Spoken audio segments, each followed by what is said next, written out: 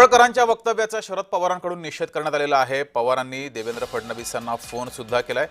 पडळकर यांनी जयंत पाटील यांच्याबाबत विधान करताना त्यांची जीभ घसरली। यानंतर शरद पवार यांनी निषेध केलाय। पवारांनी फडणवीसांना फोन सुद्धा केलाय। शरद पवार आमदार गोपीचंद पडळकर यांच्यावर नाराज असून फोनवर त्यांनी नाराजी व्यक्त केलेली आहे।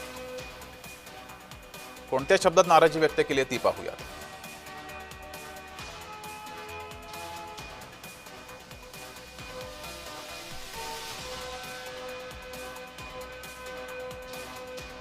शरद पवार यांनी नाराजी व्यक्त केलेली आहे।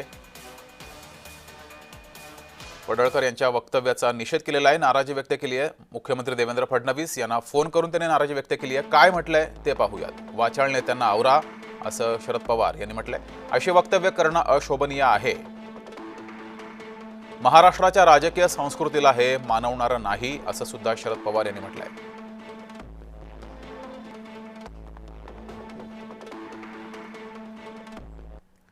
तर यावर सुप्रिया सुळे यांचंही वक्तव्य समोर आले, ते पाहूयात।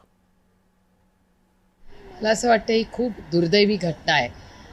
राजकारणात मतभेद हे असलेच पाहिजेत। एका सशक्त लोकशाहीमध्ये मतभेदच जिथे असतील त्याला लोकशाही म्हणतात। आणि मनभेद किंवा एवढी कटुता हे असणं हे खूप दुर्दैवी आहे। महाराष्ट्रात वाचाळवीरांची कमतरता नाही, पण त्यातून जे सत्तेमध्ये असतात त्यांच्यावर ह्याची जबाबदारी जास्त असते। एक खूप अस्वस्थ करणारी